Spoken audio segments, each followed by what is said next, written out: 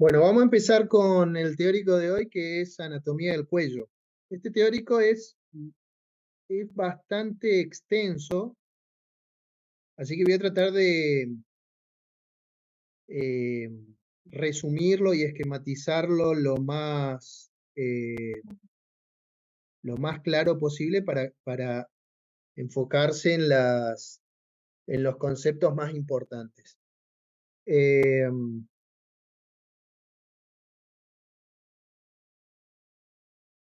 Más que nada me interesa que entiendan o que por lo menos vean para después profundizar en el texto la parte de músculos del cuello y la parte que la vamos a ver al final de irrigación e inervación del cuello. Acá yo estaba mirando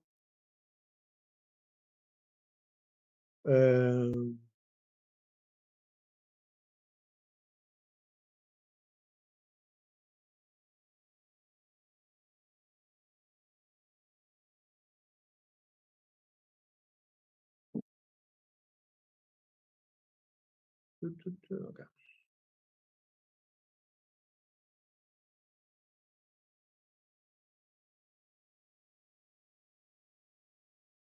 Nosotros tenemos que enfocarnos en músculos y fascias cervicales, tiroides, irrigación e inervación del cuello.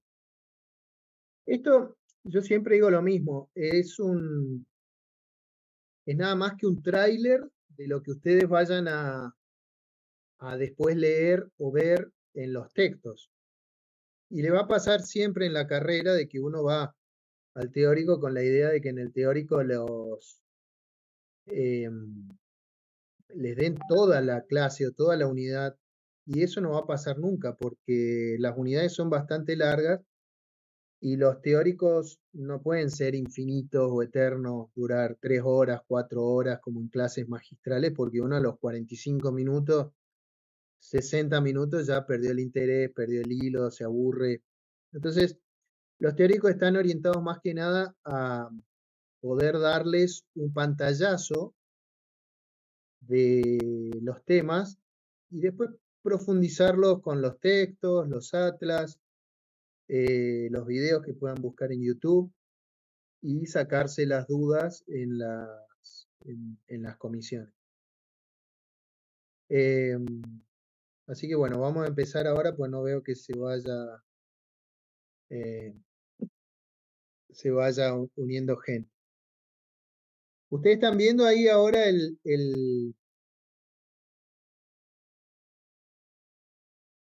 la pantalla donde se ve el PowerPoint.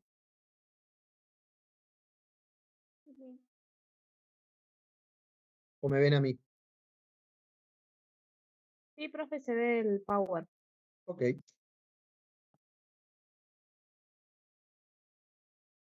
Ahí vamos.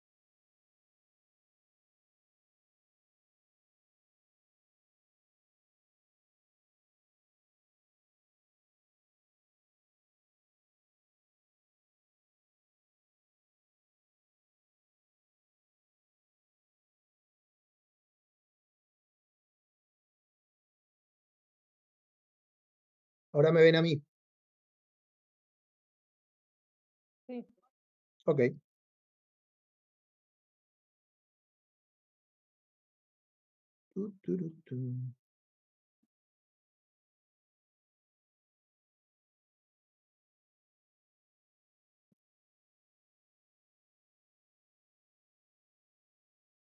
Es lo que es importante ver. Ahí ven el Power, ¿no? Sí, sí. Ok. ¿De qué forma hay que abordar el cuello? Si bien cuando uno habla del concepto de cuello como región anatómica, uno está hablando en realidad de una región anatómica que sirve de paso o de unión entre sistemas que están en el tórax y sistemas que están o tienen su unión con alguna parte del cráneo. Entiéndase cráneo o cabeza como todo lo que involucra a la cara, al macizo facial y a la cavidad craneal. Pero también vamos a encontrar algunos órganos dentro del cuello, como los que ustedes han visto seguro esta semana, como puede ser, por ejemplo, la faringe o el esófago cervical, que son partes de un sistema, que es el sistema o el aparato digestivo, que va a estar mayormente ubicado en el abdomen. O pueden ver también en el cuello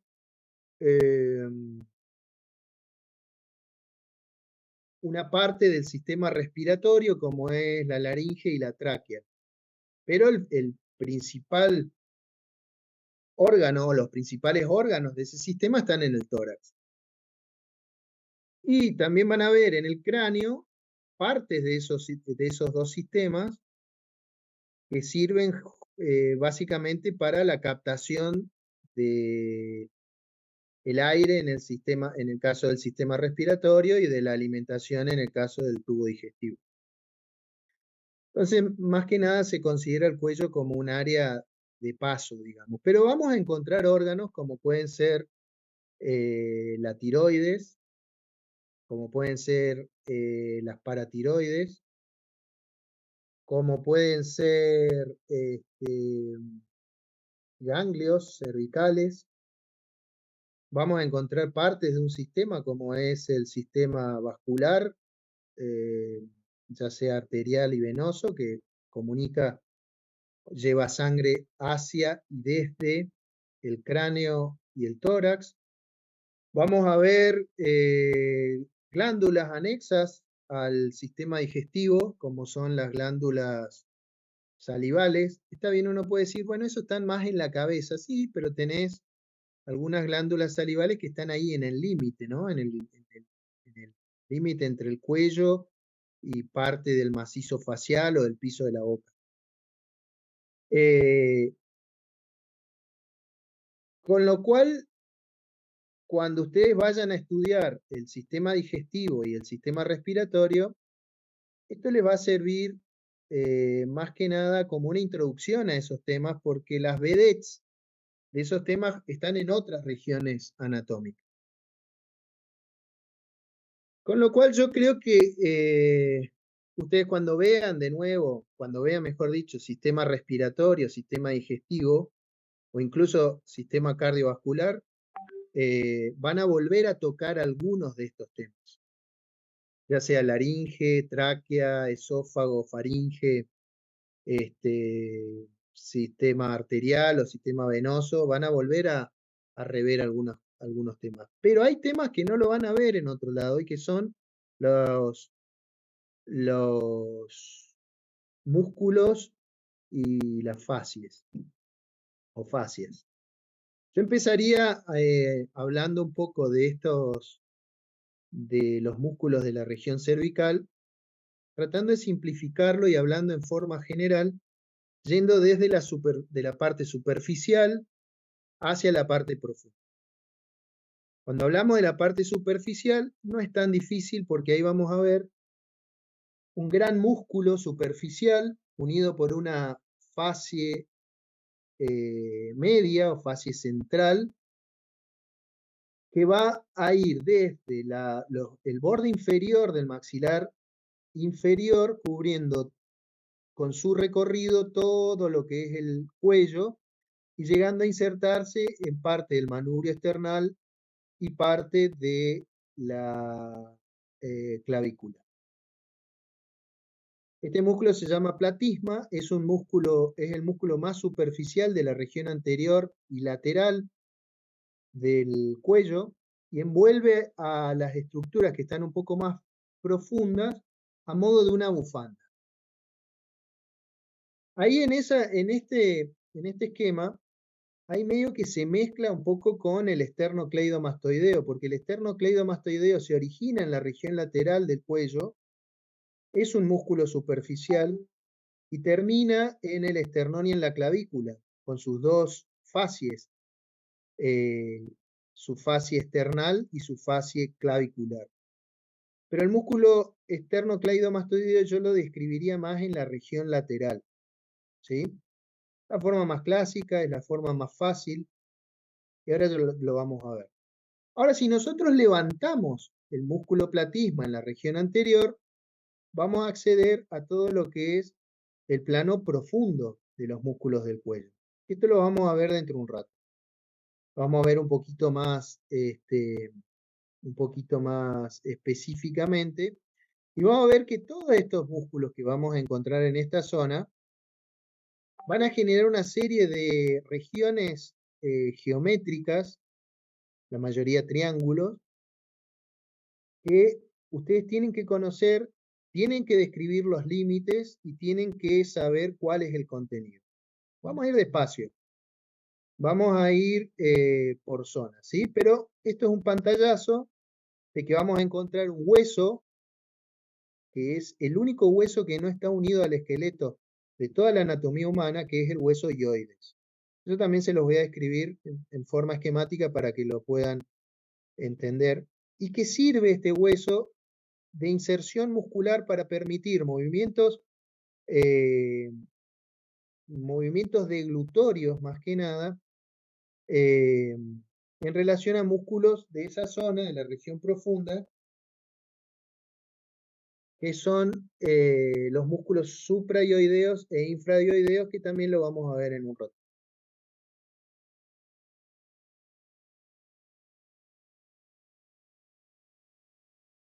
Acá vamos a ver en este esquema el músculo más superficial de la región lateral, que es el esternocleidomastoideo. Lo habíamos visto recién, porque el músculo se origina en la región mastoidea y dirige sus fibras musculares hacia la región anteroinferior del cuello, mejor dicho. Y va a terminar en dos fases o dos fascias, y una termina en la clavícula y el otro en el manubrio esternal. Con lo cual ahí sale el nombre, ¿no? Músculo esternocleidomastoideo. Externo con S, no con X, porque viene de esternón. Yo prácticamente no hablaría de ningún otro músculo. Uno podría decir que también acá vamos a ver algunas fibras que llegan del platisma y que lo sobrepasan digamos, lo cubren un poco al esternocleidomastoideo, pero el platisma está descrito más que nada en la región anterior. Y en la región posterior, el músculo vedet es el músculo trapecio. Trapecio que tiene su nombre por la forma que tiene, ya que tiene inserciones en la línea nucal del hueso occipital. Desde ahí dirige fibras musculares, como se ven acá, hacia fíjense acá en esta otra también se ve un poco, dirige un poco de las fibras musculares hacia la parte más lateral o externa de la clavícula, y más que nada sus fibras musculares se dirigen hacia abajo y hacia afuera o hacia la región externa del hombro e insertándose en el acromio, ahí cerca de la articulación acromio-clavicular. Pero también va a seguir hacia abajo, a ver si tengo otra, ¿no? Va a seguir hacia abajo para insertarse en la columna vertebral, más o menos hasta a la altura de la apófisis espinosa de la dorsal 6, más o menos. Dorsal 6, dorsal 7. Con esa forma de trapecio, justamente. No de trapecio del circo, sino del trapecio la forma geométrica.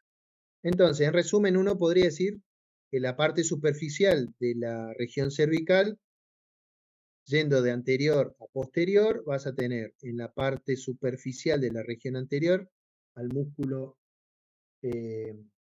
platisma, en la región lateral al músculo esternocleidomastoideo y en la región posterior al músculo trapecio.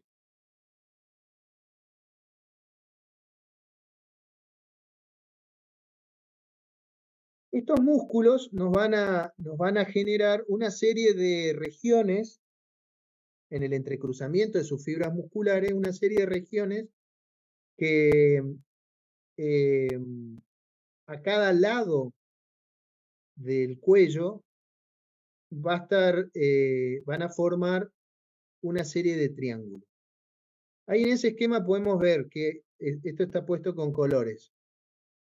Vamos a ver esquemáticamente al músculo esternocleidomastoideo, esquemáticamente al músculo trapecio, y acá hemos sacado el platisma para que se puedan ver una serie de músculos de los planos profundos que nos van a delimitar estos triángulos.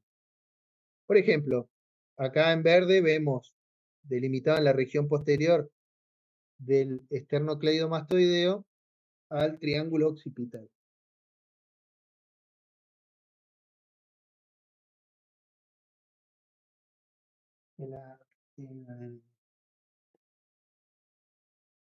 Por debajo del triángulo occipital vamos a ver otro triángulo que es el triángulo subclavio, también en la región supraclavicular, posterior al músculo esternocleidomastoideo. Y por delante, y en relación a músculos infraioideos, fíjense, acá tenemos el ioide esquemáticamente, y músculos infraioideos, vamos a ver cuál es, que nos va a delimitar este triángulo en amarillo que es el triángulo carótido. En la línea media, me olvidé decirles que acá nosotros en la línea media tenemos un rafe medio que nos va a dividir las dos regiones laterales del cuello. Entonces, nosotros estamos viendo acá la región lateral derecha del cuello, pero si cambiamos y vemos el lado izquierdo es lo mismo. Por eso es que les describo un solo lado. Entonces vamos a ver acá en azul un triángulo que se llama muscular, ya vamos a ver sus límites. El triángulo carotidio, por delante del esternocleidomastoideo, a la altura del hueso ioides. El triángulo submaxilar, como su nombre lo indica, por debajo del maxilar inferior. Y el triángulo submentoniano, como su nombre lo indica, por debajo del mentón. Esto es a grandes rasgos los triángulos más importantes del cuello. Ya vamos a ver otros que están incluidos dentro de estos triángulos y que tienen algunos nombres propios y que en general pueden llegar a ser preguntas de examen. ¿Sí? Vamos a avanzar un toque.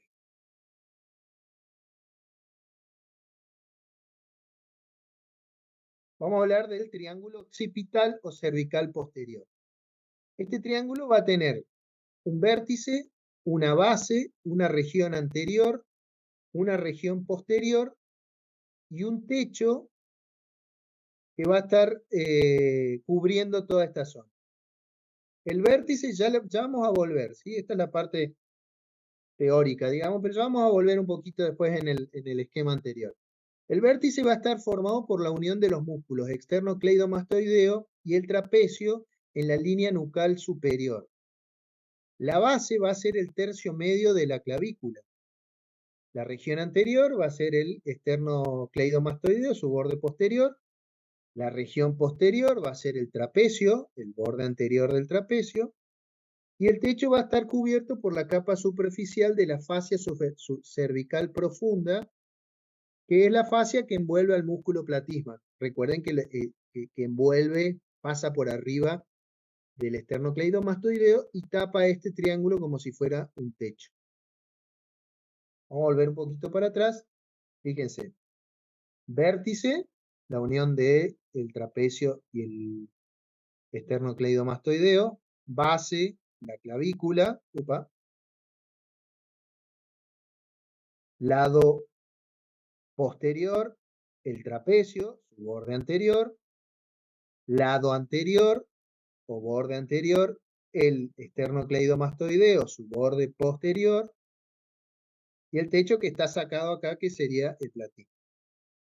Ahora, alguno me podrá decir, pero ahí hay otro triángulo que está justamente por encima de la clavícula, que está marcado como triángulo subclavio. Exactamente.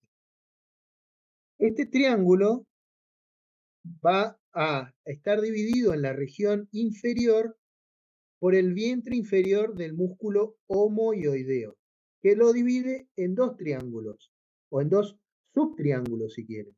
Un triángulo superior o occipital propiamente dicho, y un triángulo inferior o supraclavicular o subclavio. Volvemos atrás. Este es el músculo homoioideo.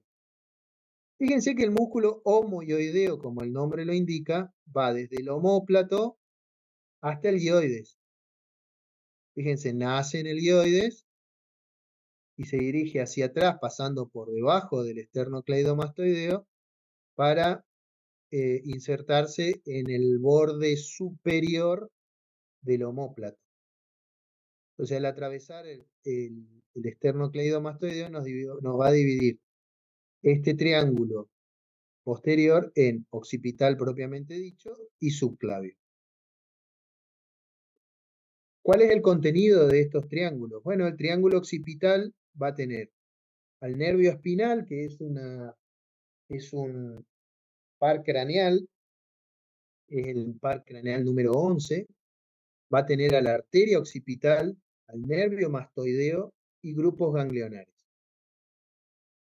Y el triángulo supraclavicular o subclavio, ese triángulo chiquitito que está ahí abajo, va a tener al escaleno anterior, a una parte del plexo braquial que nace de la médula cervical, a una región de la arteria subclavia y de la vena subclavia. ¿Sí? Entonces, triángulo occipital y triángulo subclavio. Avancemos. Perdón.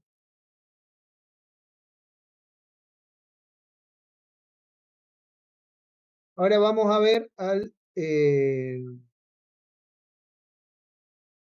perdón. Vamos a ver el triángulo submaxilar. Este es bastante fácil, volvemos un toque. Triángulo submaxilar en lila, por debajo del maxilar inferior.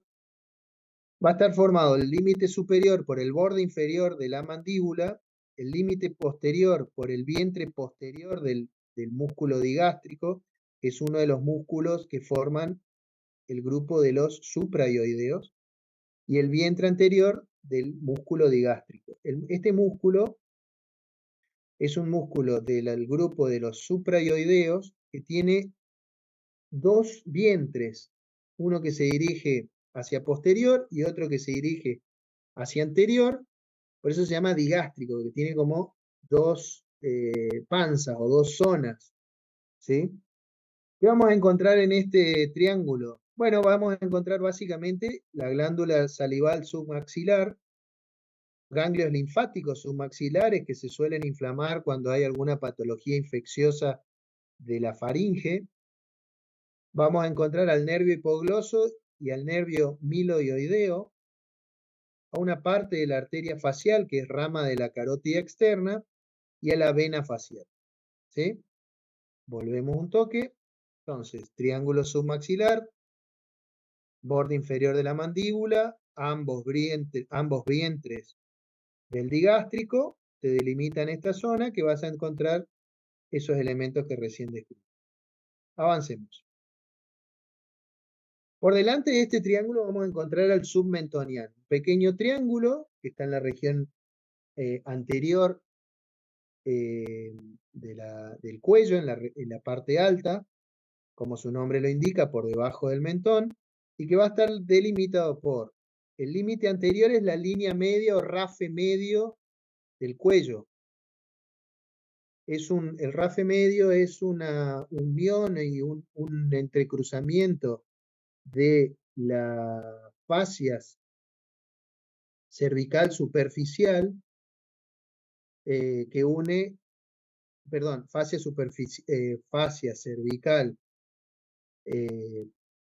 profunda que une los dos grupos laterales de músculos y es un elemento fibroso aponeurótico. Eso se denomina línea media del cuello o fascia cervical media. Entonces el límite anterior es eso. El límite posterior es el vientre anterior del músculo digástrico, que lo veíamos que recién también formaba parte de otro triángulo. Y el límite inferior es el cuerpo del hueso hioide. ¿Qué encontramos acá? Vamos a encontrar ganglios linfáticos submentonianos. Algunos autores describen también algunas glándulas salivales submentonianas y pequeñas venas que van a formar parte del plexo o ramas de la vena yugular anterior. Lo miramos un poquito de nuevo. Ahí está el triángulo submentoniano. Verde agua, creo que es eso. Por delante del triángulo submaxilar. Avanzamos.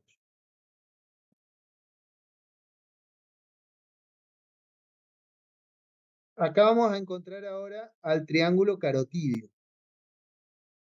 Este yo le diría que es el triángulo más importante de todos estos que vimos. Ya vamos a ver más que nada por el contenido, ¿sí? Vamos a ver los límites. El límite anteroinferior es el vientre superior del gomo hioideo. Recién lo vimos también que nace del hueso hioide y se dirige hacia abajo y hacia atrás para insertarse en el borde superior del omóplato. De ahí su nombre. El límite antero superior es el vientre posterior del digástrico, este músculo suprayoideo que tiene dos vientres, anterior y posterior. El posterior es el que va a formar parte del límite de este triángulo. El límite posterior es el borde anterior del esternocleidomastoideo. El piso de este triángulo es una membrana aponeurótica denominada tiroidea y la membrana faríngea media e inferior. El techo va a estar formado por la piel, fascia superficial, el músculo platisma, la fascia profunda por debajo del músculo platisma, por algunas ramas de los nervios faciales, nervios cervicales y cutáneos. Lo vamos a mirar un poco para que se ubiquen de qué estamos hablando. Estamos hablando de este triángulo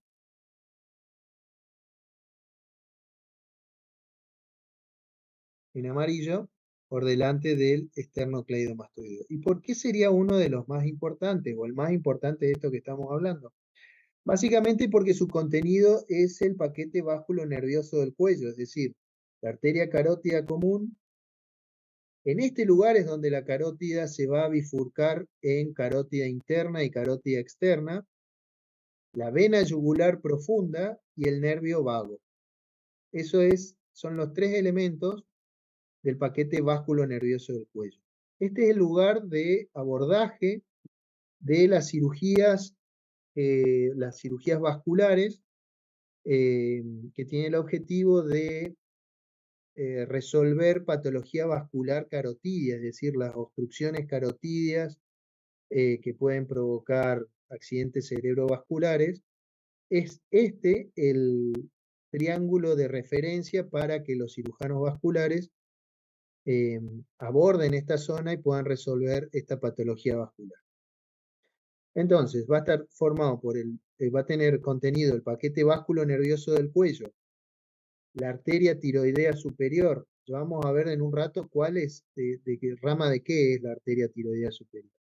La arteria facial, la arteria lingual, la arteria occipital, la arteria faríngea ascendente, la vena tiroidea superior que va a drenar junto con la vena facial, la vena lingual, la faringe ascendente en la vena yugular interna. Vamos a encontrar también el par craneal 12, que es el nervio hipogloso, el asa cervical, que ya vamos a ver en un rato cuando veamos plexo cervical, cómo está formada. El asa cervical es del plexo cervical. Una parte del nervio espinal, que lo vimos recién, es un nervio craneal. El nervio laríngeo superior, la parte inferior de la faringe y la parte superior de la laringe. O sea que acá vemos un gran acceso a gran parte del contenido visceral del cuello, ¿sí? Por eso les decía yo de que por su contenido este triángulo puede ser considerado de los más importantes o el más importante de todas estas regiones, eh,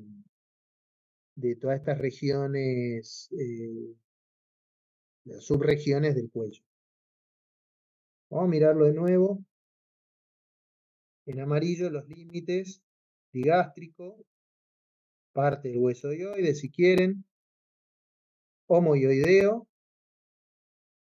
esternocleidomastoideo y cubierto por la piel, fascia superficial cervical, músculo platisma, fascia superficial profunda y ya caemos dentro del contenido de este triángulo.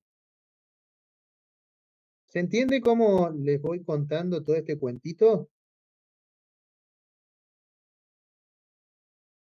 Sí, profe. Ok.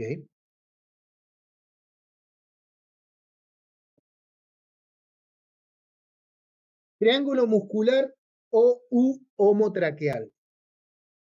Este triángulo está por delante del triángulo carotidio que veíamos recién. En azul, acá, por delante. Casi que no es un triángulo y casi que es un cuadrángulo, ¿no? Pero es un triángulo que tiene su límite interno, es la línea media o rafe medio del cuello. El límite látero superior es el vientre del músculo homoioideo. El límite látero inferior es el borde del esternocleidomastoideo. Y el techo es el mismo del triángulo carotidio que veíamos recién. La piel, la fascia superficial, el platisma y la fascia profunda. Es decir, nosotros levantamos el platisma y accedemos a todos estos triángulos. ¿Qué tiene el triángulo muscular u homotraqueal? Bueno, vamos a encontrar ahí al músculo esternoioideo, músculo que forma parte del grupo de los músculos infraioideos. Al músculo esternocleidomastoideo, que es uno de los límites. Paquete básculo nervioso del cuello, que lo veíamos también en el triángulo carotidio.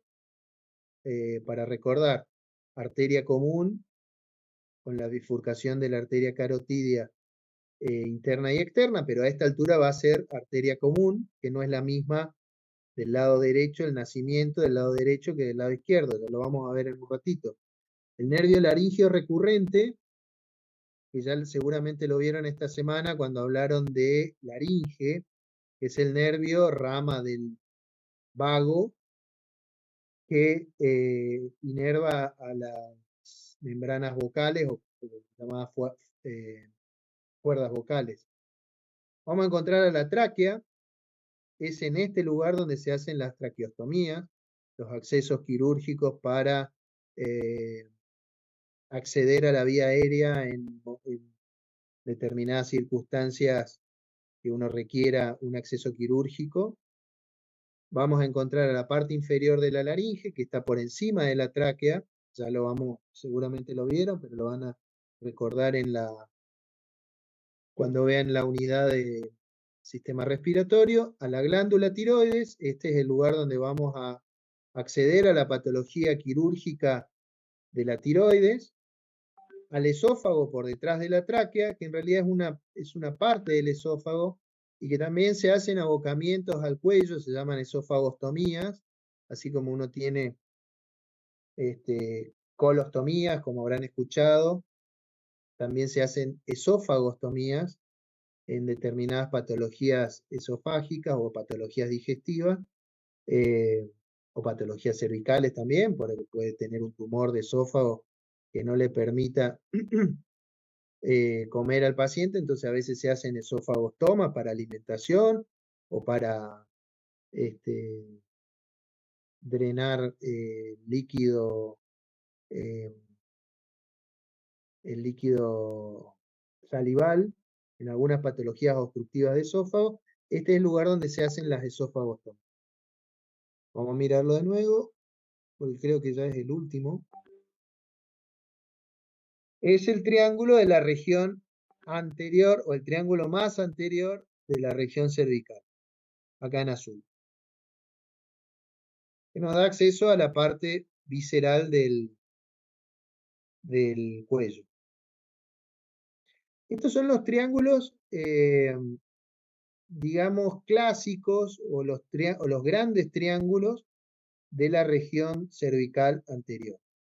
Pero dentro de estos triángulos vamos a encontrar otros más pequeños, como si fuera una mamushka que va sacando muñecos y adentro hay otros muñecos. Acá tenés triángulos y adentro otros triángulos que tienen importancia quirúrgica en algunos casos, pero más que nada es una importancia anatómica, porque van a estar atravesados por diferentes estructuras y que se caracterizan casi todos por tener nombres propios. Así que prestenle atención a estos triángulos y traten de relacionarlos con los nombres propios que tienen. Empecemos. El triángulo de Pirogov. El triángulo de Pirogov es un pequeño triángulo, fíjense, acá está en lila, que está formado por el borde posterior del músculo miloioideo. Borde posterior del músculo miloioideo, para ubicarlos un poco. Esto es el hueso ioides. De acá para arriba van a salir los músculos supraioideos, de acá para abajo van a salir los músculos infraioideos. De acá sale el músculo miloioideo, que se dirige hacia arriba, hacia la mandíbula. Fíjense, acá está el maxilar inferior o mandíbula. Este es el músculo miloioideo que forma la parte posterior o el límite posterior del triángulo de Pirogov. Acá tenemos al nervio hipogloso. Acá está marcado hipogloso. Va debajo de la lengua, abajo de la lengua. Se dirige hacia la región inferior de la lengua, como para que lo relacionen con algo. Y al tendón intermedio del digástrico. Acá está el digástrico, miren. Músculo digástrico que va hacia adelante. Esto va a formar un pequeño triángulo cuyo contenido es la arteria lingual. Acá pasa, la arteria lingual. ¿Sí? Triángulo de Pirogov. Por detrás del triángulo de Pirogov, que teníamos acá, fíjense, vamos a encontrar al triángulo de Beklar, cuyos límites son el borde posterior del músculo iogloso, al hueso ioides, que es su borde inferior, y al vientre posterior del digástrico. ¿Qué contenido tiene? Al nervio hipogloso y a la arteria lingual. Es decir, va a contener a uno de los límites del anterior triángulo, que es el de Pirogov, que era el nervio hipogloso. Este triángulo lo contiene, sumado al contenido del triángulo de Pirogov, que era la arteria lingual.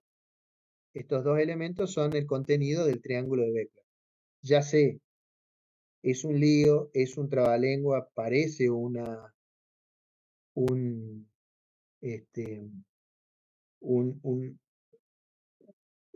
laberinto, pero estas son preguntas de examen. O sea que hay que saberlos, hay que anotarlos y acordarse y no son tanto.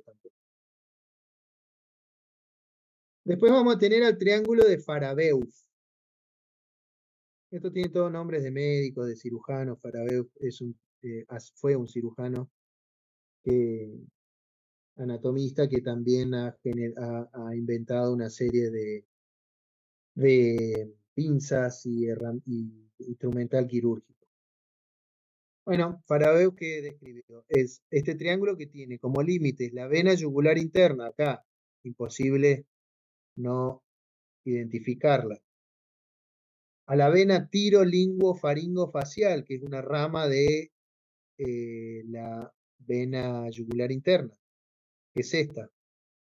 Y al nervio hipogloso, que pasa por acá arriba, que viene de la región anterior, que forma parte de los dos triángulos que vimos antes, el de Beklar y el de Pirogov, que va a formar acá un límite. ¿Y qué vamos a encontrar acá? Bueno, en este lugar vamos a encontrar la bifurcación de la arteria carotidia primitiva o común, que se divide en interna y externa. ¿Sí? Acá está, miren. Esta es la interna, que pasa bien por detrás de la yugular interna, y esta es la externa. ¿Cómo uno se da cuenta? Bueno, la externa sale para adelante, digamos. Es anterior, su rama se dirige hacia adelante. Y la yugular interna se dirige un poco hacia atrás. Esa es una característica. La otra característica es que la carótida externa da todas estas ramas que ya vamos a ver dentro de un rato, y la carótida interna no da ni una rama en el cuello. La carótida interna es de irrigación exclusiva del encéfalo. Se mete al cráneo por el agujero de la carótida interna y recién dentro del cráneo da las ramas para el encéfalo. En el cuello no da ninguna rama. O sea, que si a ustedes le preguntan, ya vamos a ver qué ramas tiene la carótida primitiva, que es esta de abajo, pero que son poquitas, son 6. Si ustedes le preguntan alguna rama de alguna víscera cervical y ustedes no recuerden cuál es, tírenle a la carótida externa, porque es la que más ramas da en el cuello. La carótida interna no da ninguna rama, la carótida primitiva o carótida común da 6 ramas, que ya vamos a ver cuáles son, y todas las otras las tira la carótida externa, o sea que tiene más posibilidades o más probabilidades de pegar. ¿Sí? No es muy académico esto que digo, pero es la realidad. Entonces este es el triángulo de Faradeo. Después vamos a tener el triángulo de Sedillot. El triángulo de Sedillot es un pequeño triángulo acá abajo. Fíjense que es en la bifurcación de las dos terminaciones del esternocleidomastoideo. Sus límites son el fascículo external del esternocleidomastoideo, que viene hacia el manubrio external, el fascículo clavicular del esternocleidomastoideo, que viene hacia la clavícula, y la clavícula misma. Ese espacio, que incluso uno lo puede tocar, si gira la cabeza y lo busca, lo puede tocar. ¿Qué vamos a encontrar ahí? El nervio frénico. O sea, el nervio frénico, que es rama, el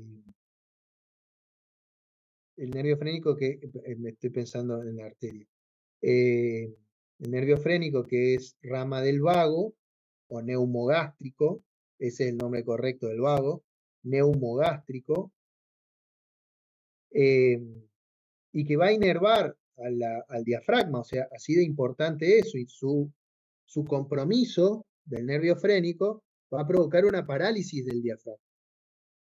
Lo podemos acceder ahí, en ese lugar, ¿sí? Es una de las lesiones habituales que se pueden provocar en cirugías del cuello, sobre todo en cirugías del cuello bajo o de patologías que nazcan del cuello y se dirijan hacia el tórax, como por ejemplo un agrandamiento de la tiroides, un tumor tiroideo que avance y se vaya hacia el tórax, y uno en la disección, en la separación de este tumor, puede lesionar el nervio frénico y después el paciente va a tener una parálisis diafragmática, que está relacionado, uno dice, ¿qué tiene que ver el diafragma con el cuello si nosotros operamos el cuello? Pero probablemente se haya lesionado ahí el nervio frénico. Este nervio está en el triángulo de Sedillot. Y esos son todos los triángulos que se forman en la región anterolateral del cuello.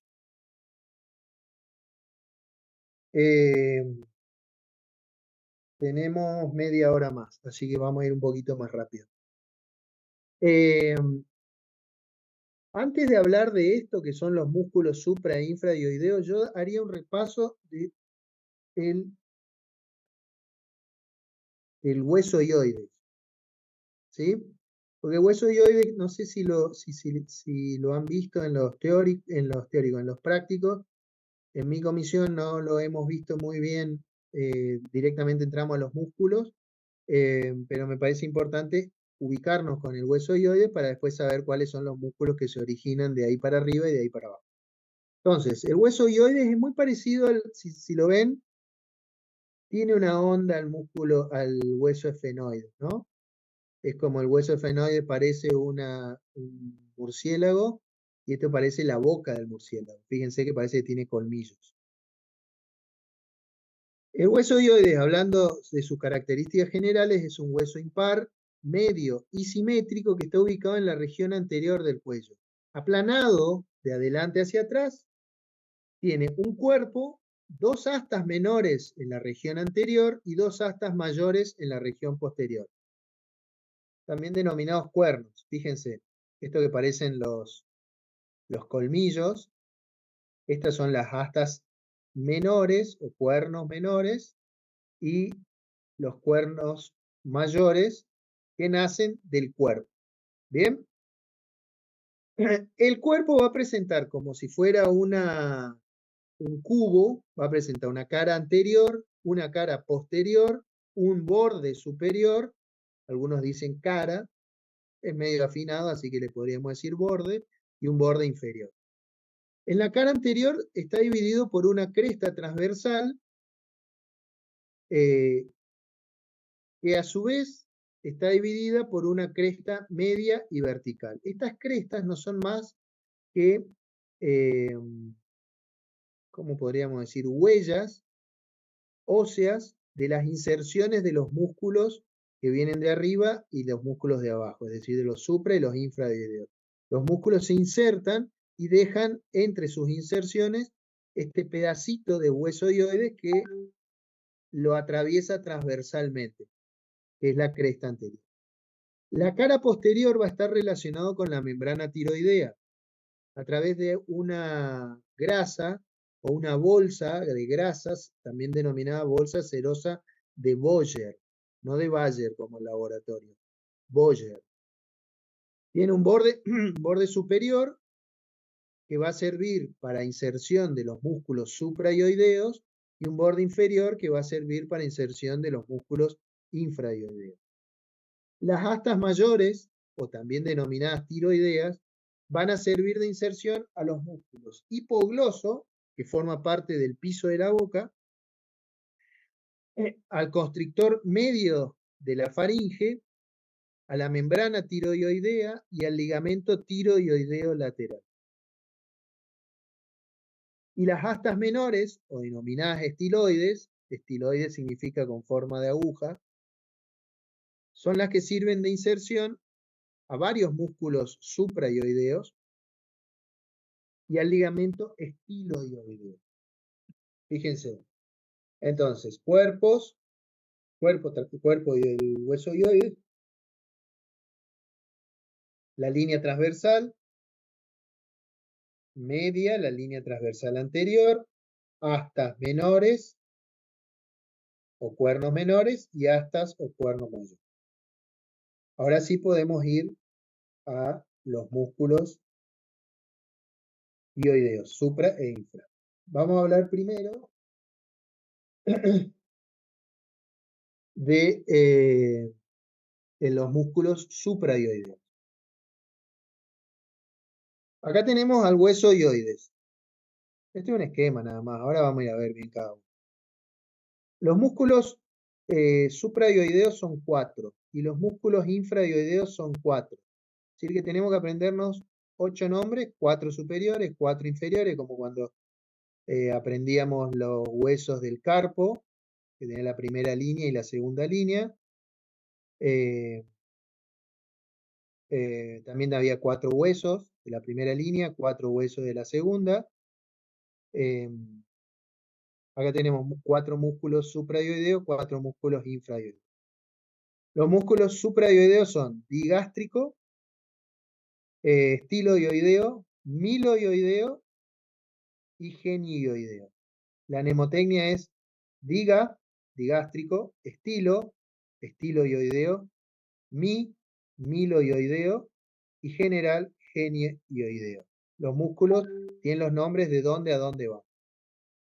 Digástrico, se llama así porque tiene dos vientres, un vientre posterior que va a la mastoides, que se va a insertar en la porción media de la mastoides, y un vientre anterior que se va a insertar en la fosita digástrica que está por fuera de la sínfisis maxilar en el maxilar inferior.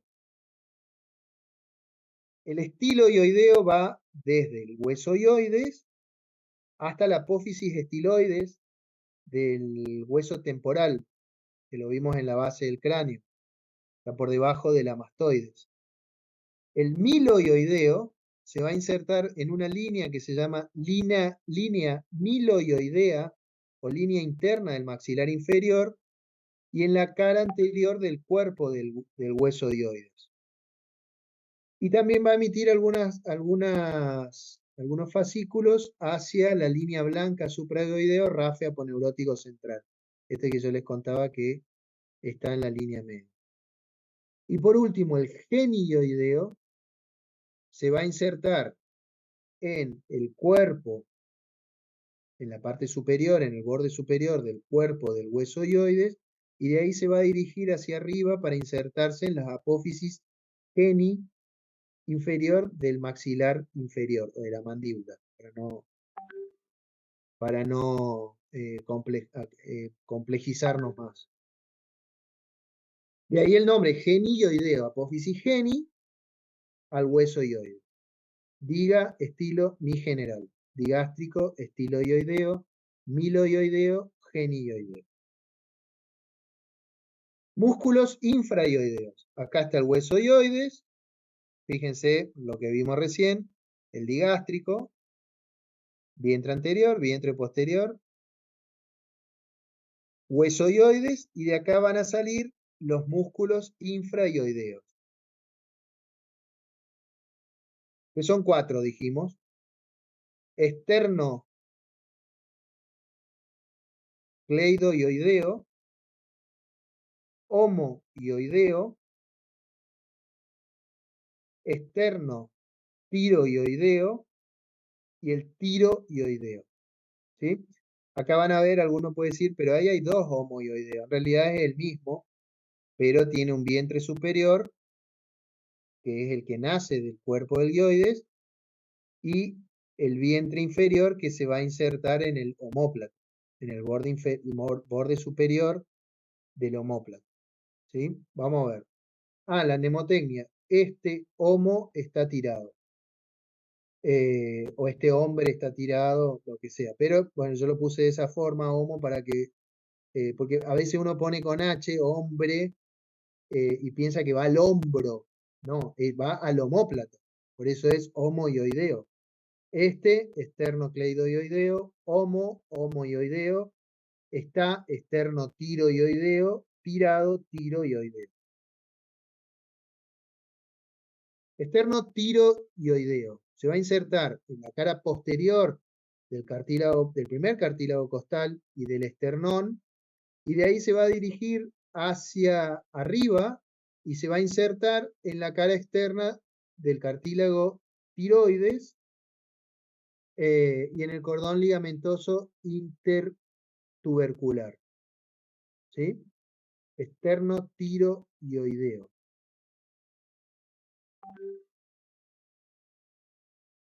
Este, homoioideo. El homoioideo tiene el vientre inferior, que lo vimos recién, se inserta, se dirige hacia abajo, se inserta en el borde superior de la escápula o del omóplato, entre la escotadura, por dentro de la escotadura coracoidea, y el vientre superior que se dirige hacia arriba y se va a insertar en el asta mayor del hueso hioide. Homo. Está esternocleidoioideo. Este se va a insertar en la cara posterior de la clavícula, en la cara posterior del ligamento esternoclavicular, que es la articulación esternoclavicular.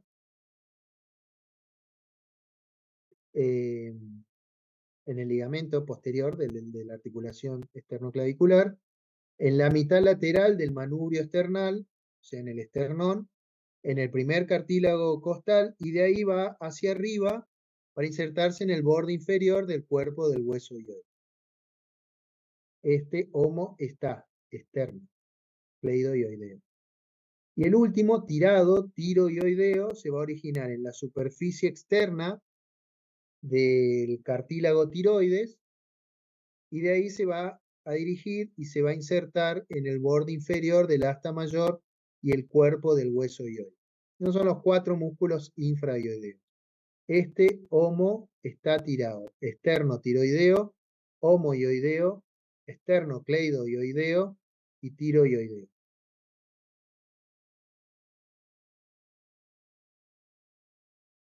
Esos son los músculos infrahioideos. Bueno, ya hablamos del hueso hioides.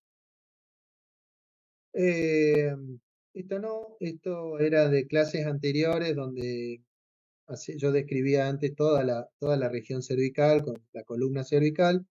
Una sola cosa les digo de esto, para que lo relacionen con lo que viene después, que es el plexo cervical, hueso atlas, hueso axis, cervical 1 y cervical 2, cervical 3, cervical 4, cervical 5, cervical 6, cervical 7. Ya después empieza las vértebras torácicas.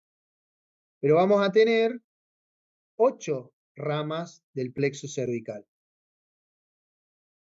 Perdón, 8 nervios raquídeos cervicales. No todos son del plexo cervical. Acá se van a mezclar con los del plexo braquial. ¿Sí? ¿Por qué son 8 si son 7 vértebras? Bueno, básicamente porque acá arriba tenés el cráneo y entre el cráneo y el atlas va a salir la primera rama, la segunda acá, tercera, cuarta, quinta, sexta, séptima y la octava sale por debajo de la vértebra cervical 7, ¿sí? Que son ya partes del plexo braquial. Primero salen las ramas del plexo cervical. Ya lo vamos a ver en un rato. Esto no, esto ya lo vieron, no, no, no, no, no, laringe no, tráquea no, faringe no, esófago no, tiroides. Esta es una pregunta de examen parcial y pregunta de examen final. Si le van a preguntar algo del cuello, probablemente les pregunten músculos profundos, triángulos y de la parte visceral, tiroides.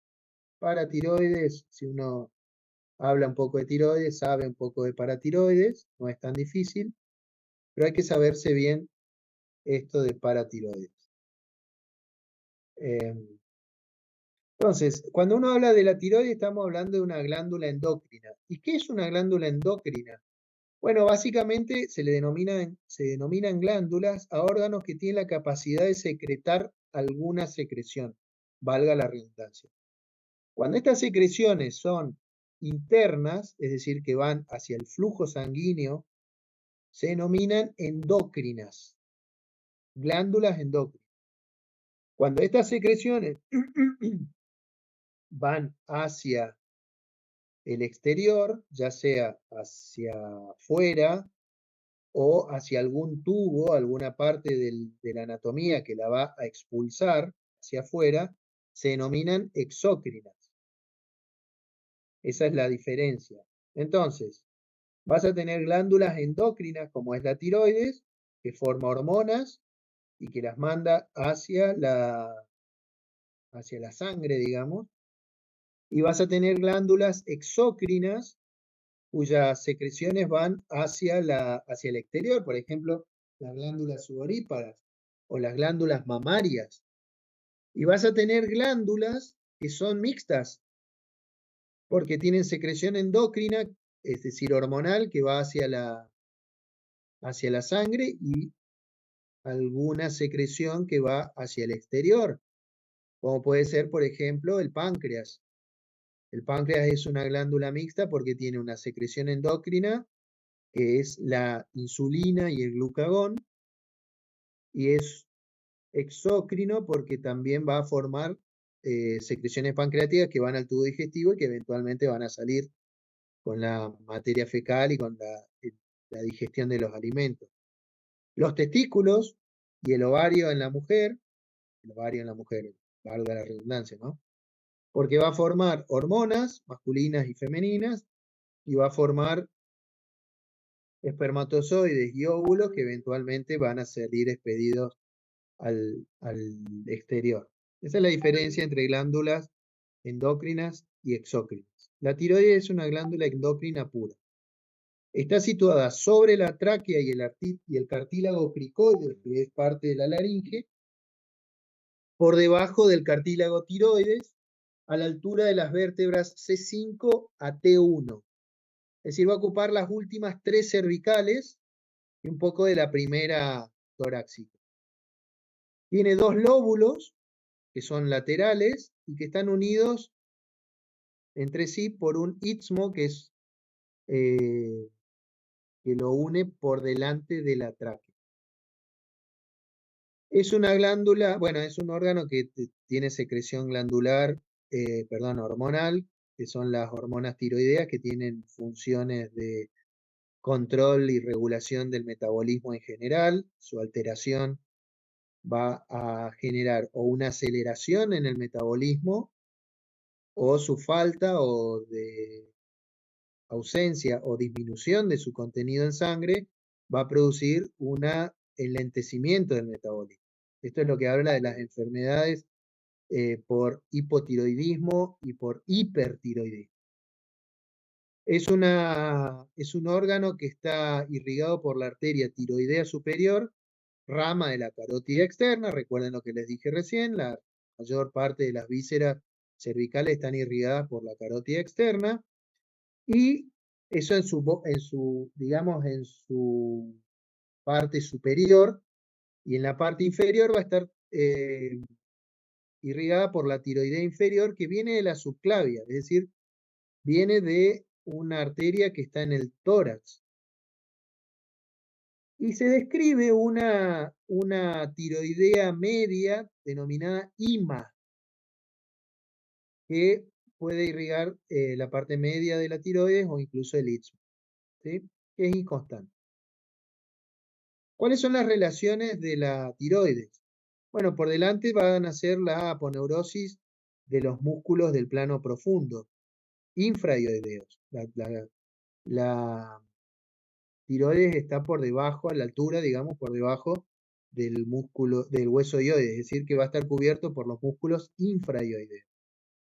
Detrás va a tener pegadas las 4 parotídeas, la paratiroides, ¿no? Las glándulas parótidas están en otro lado. Las glándulas paratiroides. Son 2 por lóbulo, 2 superiores y 2 inferiores en cada lóbulo. Es decir, que hay 4 glándulas paratiroides que secretan son glándulas endócrinas que tienen hormona paratiroidea que actúa a nivel del metabolismo del calcio. Es importante el calcio porque no solamente por el tema de los huesos, sino también porque el calcio es importante a nivel cardiovascular. Interviene en las células miocárdicas y su déficit o su aumento va a provocar alteraciones cardíacas de las denominadas arritmias. Es decir, que no es menor la función de las paratiroides. Y que es importante saber que miden más o menos 1 centímetro cada una, están puestas en el borde posterior, en la cara posterior de las tiroides, a modo de una mochila. Tienen un color distinto de la tiroides, estas son medias marrones y la tiroides es rosado, y que muchas veces cuando se opera tiroides no se las puede separar, y cuando se saca la tiroides se saca también las paratiroides, con lo cual el paciente que no tiene tiroides va a necesitar hormona tiroidea. Eso no es tan raro. Hay hormonas T3 y T4 medicamentosa que lo tiene que tomar de por vida el paciente, pero hay que controlar también el calcio en sangre, porque uno puede olvidarse o pensar que las dejó a la paratiroides y el tipo después, el paciente te va a dar alteraciones cardíacas, musculares, problema de huesos, que es porque no tiene la paratiroides. Entonces también, aparte de recibir hormona tiroidea, porque le sacamos la tiroides, va a necesitar también un suplemento de calcio de por vida eh, para suplantar o reemplazar la función de las paratiroides. Esa es la principal relación posterior. Pero después va a estar acomodada arriba de la tráquea, arriba e inferior a la laringe. Va a estar relacionado al nervio laringeo recurrente que discurre por el surco tráqueo-esofágico y que va a inervar a las membranas vocales de la laringe. Es decir, que cuando uno se opera de tiroides también tiene que tener cuidado de no llevarse puesto los nervios laringeos recurrentes porque le va a provocar alteraciones vocales al paciente. Y otro de las relaciones importantes, a los lados de la tiroides va a pasar el paquete vasculo nervioso del cuello derecho e izquierdo. Ahí hay fíjense, este esquema está bueno. Paratiroides, lóbulos, derecho e izquierdo, istmo, tráquea por detrás, por arriba laringe, paquete vasculo nervioso con carótida, yugular, y este es el vago que pasa entre los dos vasos. Y acá vemos el laringio recurrente, fíjense pegadito a la tráquea, en lo que yo le decía el surco tráqueo-esofágico, que viene desde abajo del tórax, porque es la rama laringea, recuerden que nace el vago, va hacia abajo, se engancha en estructuras que son torácicas, uno por la aorta, el izquierdo por la aorta y el derecho por la subclavia. A ver si digo bien.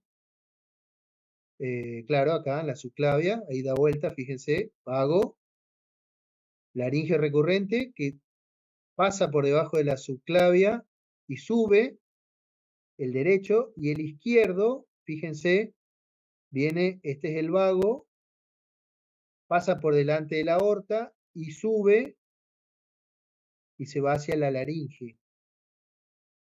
Por eso se llama laringio recurrente, porque baja y vuelve a subir, es como va y viene.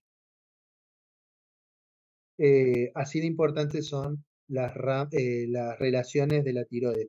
Y acá por delante, acá está el hueso ioides, los músculos infraioides. ¿Sí?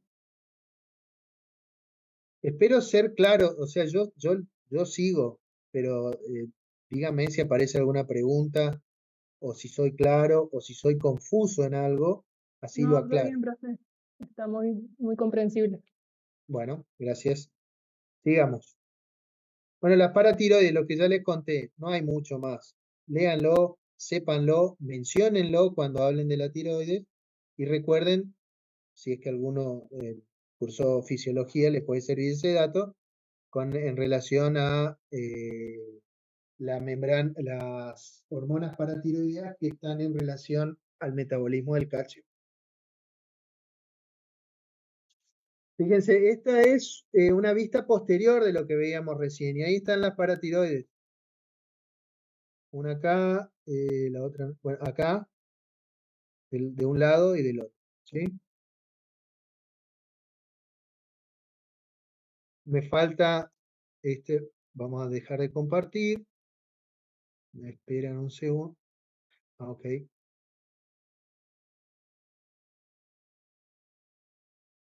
Ok.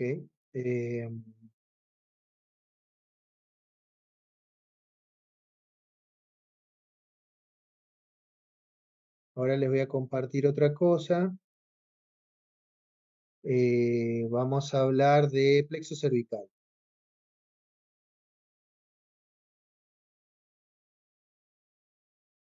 A ver si lo podemos share. Eh,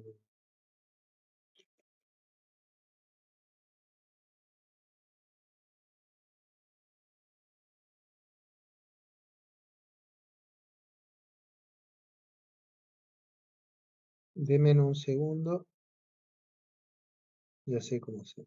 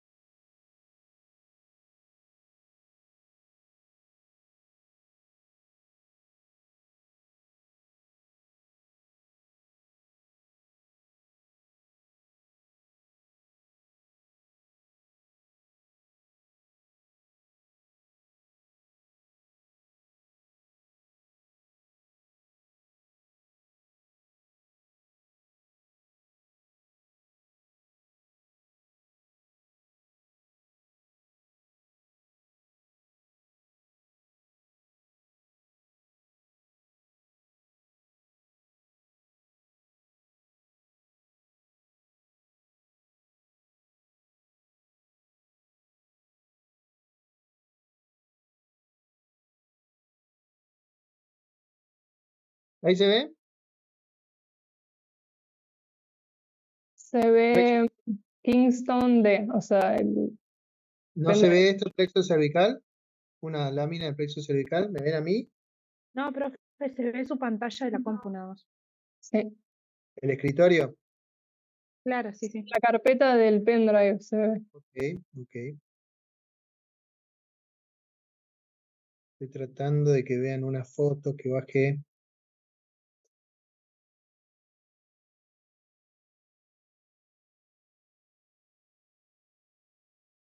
A ver si... Ustedes ven el escritorio ahora. No, profe, te vemos a vos. Ok, espera.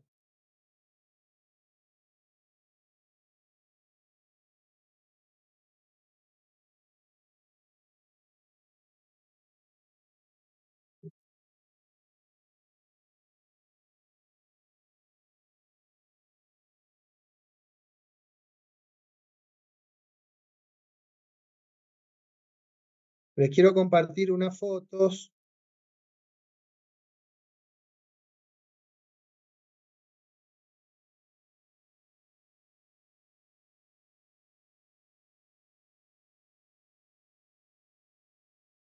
Ah, ok, a ver. Ahora sí se ve el escrito, ahí sí se ve la foto. Ahí se ve la foto. Y si yo la agrando, ¿se ve más grande o no? Sí, se ve bien. Ok.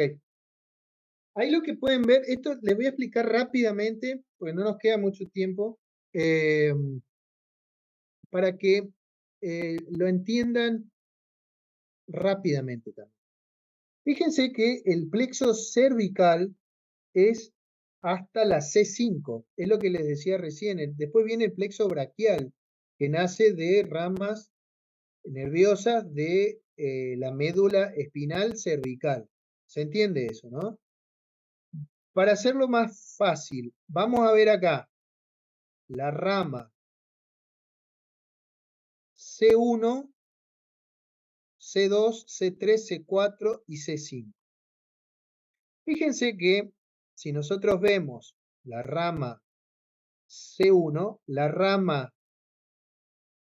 raíz, perdón, raíz C1 va a sacar dos ramas. Una superior que se va a unir a la raíz de C2. Y de C2 van a salir ramas que son, esta creo que es la occipital, yo no la veo bien, pero ¿es la occipital? Sí, Creo que occipital, sí. lesser menor. Claro, occipital menor, rama de la C2, la auricular mayor, nervio auricular mayor, rama de C2 y de C3, nervio transverso cervical, que tiene ramas, que nace de la unión de ramas de C2 y C3, y después tiene de C3 el nervio supraclavicular y los nervios frénicos, o el nervio frénico que se une, que se forma por la unión de una rama, la rama inferior de C3, la rama inferior de C4 y la rama única de C5. ¿Sí? Esas son las ramas del plexo cervical. Y después tenés de C1, la rama inferior de C1 se va a unir formando algo que se llama asa cervical con la rama inferior de C2 y la rama inferior de C3, asa cervical. Y de esta asa cervical, que pasa pegada al par craneal número 12, el nervio hipogloso, que es esto más grueso, esa asa cervical va a dar la raíz superior y la raíz inferior. Y de esto van a nacer, a ver de acá abajo,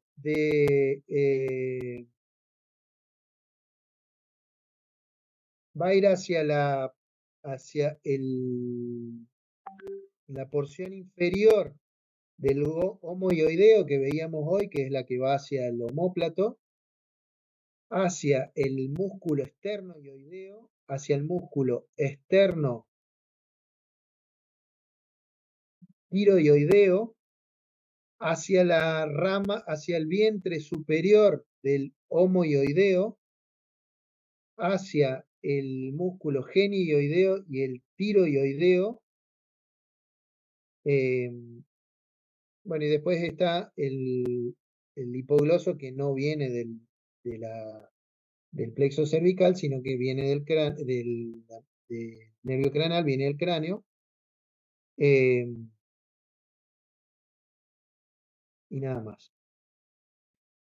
Esto está esquematizado de este lado, pero en realidad es de los dos lados, porque son de esa unión de la raíz inferior, la rama inferior de la raíz de C1, la rama inferior de C2, la rama inferior de C3, forma esto que se llama ansa cervical o asa cervical, porque parece el asa de una taza, para mandar ramas que van hacia los hacia los músculos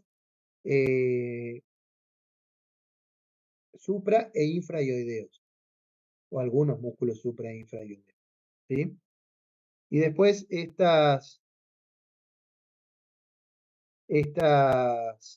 ramas que van hacia que son el nervio occipital, el nervio auricular mayor, el nervio cervical transverso y el nervio supraclavicular. Eso a grandes rasgos. Esto es importante saberlo,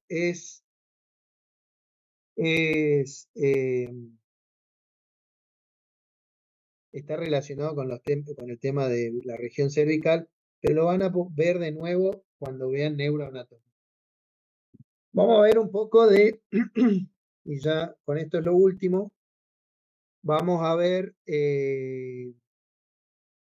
irrigación de la región cervical. Bueno.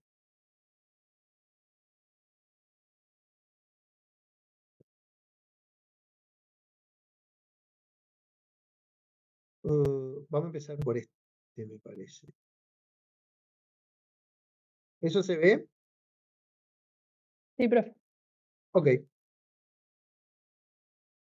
Yo le decía al principio de la clase que la región cervical es una zona de paso, ¿sí? De paso sobre todo de la parte vascular, de ramas que van hacia el cráneo y que vienen del cráneo, pero que al haber vísceras en el cuello, también necesitan irrigación.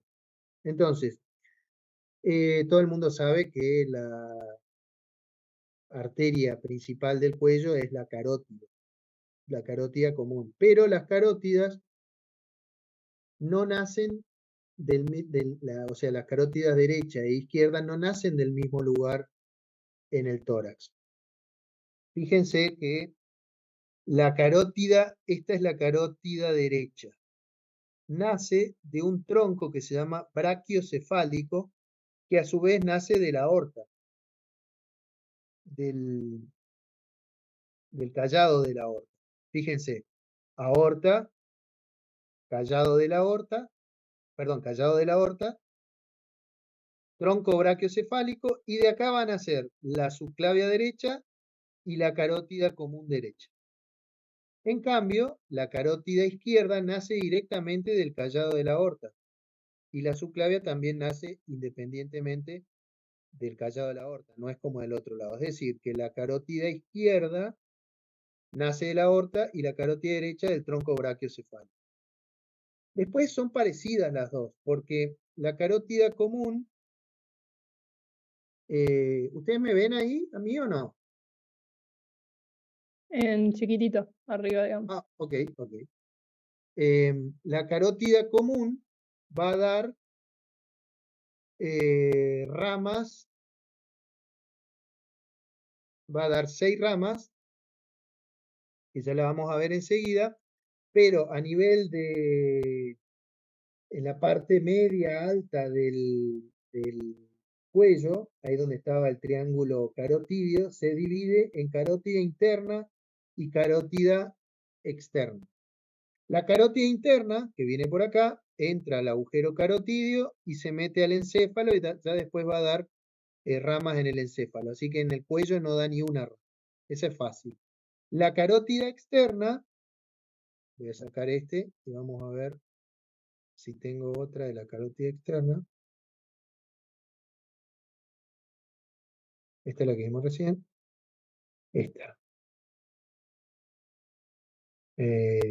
Pues,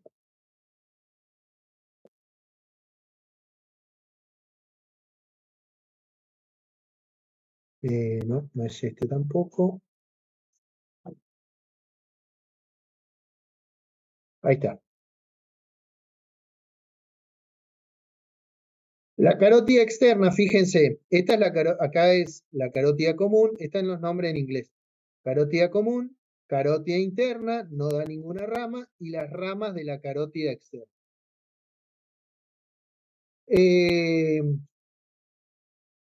Ramas de la carótida externa.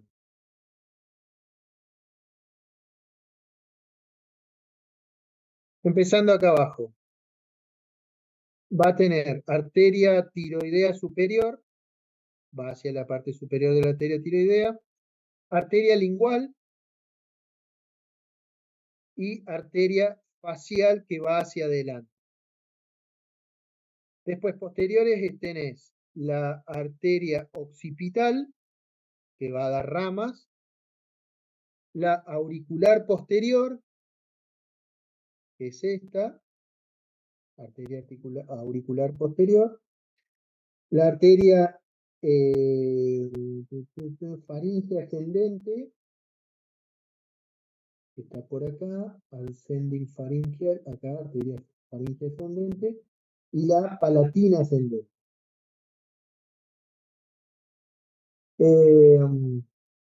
Y después tenés ramas terminales, que son la arteria temporal superficial, que se divide después en media, superior e inferior, y la arteria maxilar, que es esta,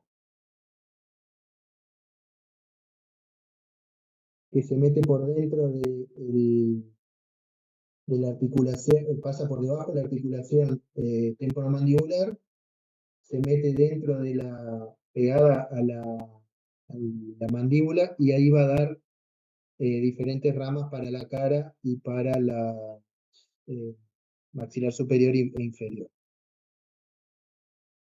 ¿Sí? Esas son las ramas de la arteria carótida externa. Pero no es la única, no es la única, a ver si esto lo pongo, ahí está. No es la única arteria importante del cuello, porque también tenés esta, que es la vertebral, rama de la subclavia. La vertebral sube pegada a la columna vertebral por el agujero vertebral de la apófisis transversa, y no da ramas para la región visceral del cuello, sino que da ramas vertebrales, inferior, medio y superior, y después se mete al cráneo a través del agujero mastoideo para unirse con la del otro lado y formar la arteria basilar, que esa arteria sí va a dar ramas intracraneanas para el encéfalo, para irrigar el encéfalo. Es decir, del sistema doble que tiene el cuello de arterias principales, la carótida común, fíjense acá justo se divide en interna y externa. La vertebral tira la otra rama, la otra arteria del cuello importante son las arterias vertebrales, que son posteriores. No dan prácticamente ramas importantes en la región del cuello y se mete al cráneo. ¿Por qué? Porque la arteria vertebral y la arteria carótida interna en la base del cráneo van a formar algo que se llama polígono de Willis, que de ahí nacen todas las ramas que van a irrigar al encéfalo. Por eso es que son de irrigación o de uso exclusivo del encéfalo. Y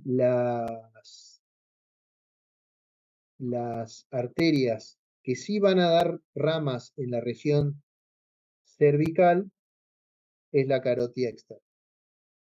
¿Sí? Sí, profe. Bueno, nos quedaría pendiente ahí la parte venosa, pero yo los tengo que dejar porque estoy trabajando, en realidad estoy de guardia hoy. Estoy dando la clase desde mi trabajo. Pero la parte venosa no es tan difícil porque tenés 3 sistemas nada más en el cuello, a donde van a drenar todas las venas, que son la yugular interna, que es la del paquete vasculonervioso del cuello, pegada a la carótida, la yugular posterior y la yugular anterior. Esas 3 yugulares van a recibir todo el flujo venoso del encéfalo, de la cara y del cuello para llevar la sangre hasta la vena cava superior y de ahí al sistema cardiovascular. Así que no es tan difícil, hay que aprenderse más que nada qué ramas llegan a esos 3 sistemas, ¿sí? Bueno, espero haberles sido útil, espero haberles dado un pantallazo